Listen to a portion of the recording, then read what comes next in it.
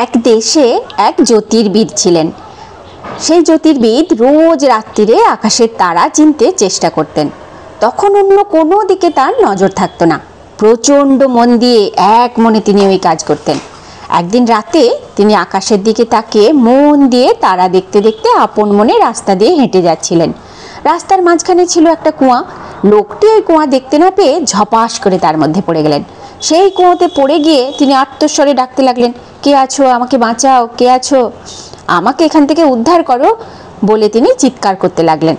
আর তারপর hello everyone, চলে এসেছি আমি পাপিয়া আবার একটা সুন্দর শিক্ষামূলক গল্প নিয়ে।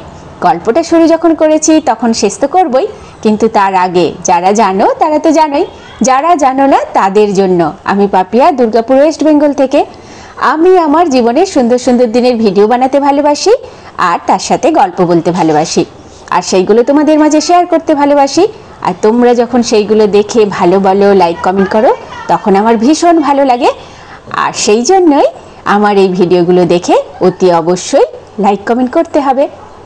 আমি গিয়েছিলাম হলদিয়া পিসিমার বাড়িতে, আর পিসিমার বাড়ি থেকে গিয়েছিলাম হলদিয়া টাউনশিপ, আমাদের খুব পুরনো এক বন্ধুর বাড়িতে। অবশ্য 25 বছর আগে এই হলদিয়া টাউনশিপে আমিও থাকতাম। তখন ডাক্তারবাবু আয়ুষীতে পোস্টিং ছিল। হলদি নদী আর বঙ্গোপসাগরের মিলনস্থল, সেই জায়গাতেই কিন্তু এই হলদিয়া শহর আর এই হলদিয়া টাউনশিপ। এখানে কিন্তু 25 বছর আগে আমরাও ছিলাম। আর এই হলদি নদীর ঘাটে, নদী ঘাটের ধারে আমরা রোজ ওয়াকিং করতে আসতাম।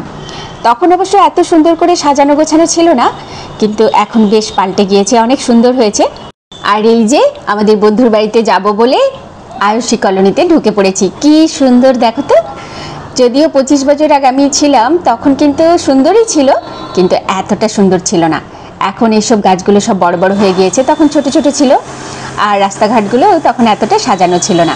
এখন গিয়ে দেখলাম বেশ সাজানো গোছানো সুন্দর কলোনি। একে তো এত সুন্দর কলোনি, তার মধ্যে আবার 25 বছর আগে আমরাও এখানে ছিলাম। আমাদের 25 বছর আগেকার পুরনো বন্ধুর বাড়িতে আমরা এসেছি। সব মিলিয়ে ভীষণ রকম ভালো লাগা কাজ করছিল।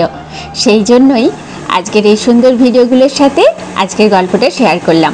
আশা করি আপনাদের ভালো লাগবে। তো চলো এই ভিডিওগুলো দেখতে দেখতে বাকি গল্পটুকু শুনে নেওয়া যাক যে জ্যোতির্বিদের কি হলো। জ্যোতির্বিদ তো কুয়োর মধ্যে থেকে চিৎকার করছে। অপর একজন লোক তখন ওই রাস্তা দিয়ে কুয়োর পাশ দিয়ে যাচ্ছিলেন।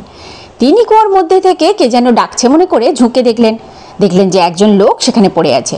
তখন সেই লোকটা প্রশ্ন করে সব বিষয়টা জানতে পারলো। আর তখন সেই জ্যোতির্বিদকে বলল, এ আবার কি আশ্চর্য কথা, তুমি নিজেদের রাস্তার কোথায় কি আছে সেটা তুমি জানো না, আর আকাশে কি আছে সেটা জানতে তোমার এত উৎসাহ। কোনো দিকে না তাকিয়ে তুমি যদি আকাশ দেখতে দেখতে যাও তাহলে তো তুমি কুয়োর মধ্যে পড়বেই। তোমাকে আগে নিজের দেশের কথা তো ভালো করে জানতে হবে, তারপর তো তুমি বিদেশের কথা নিয়ে ভাববে। এটা কিন্তু একেবারেই ঠিক কথা, নিজের দেশের কথা আগে ভালো করে জানতে হবে, তারপর বিদেশের কথা। আজকের গল্পটা আর হলদিয়া টাউনশিপের এই সুন্দর সুন্দর ভিডিও আপনাদের কেমন লাগলো অতি অবশ্যই লাইক কমেন্ট করে জানাবেন। পরবর্তী ভিডিওতে আবার বেশ কিছু সুন্দর সুন্দর ভিডিও ক্লিপের সাথে সুন্দর কিছু গল্প নিয়ে চলে আসবো। ততক্ষণ পর্যন্ত টাটা, বাই বাই, ভালো থাকবেন সবাই।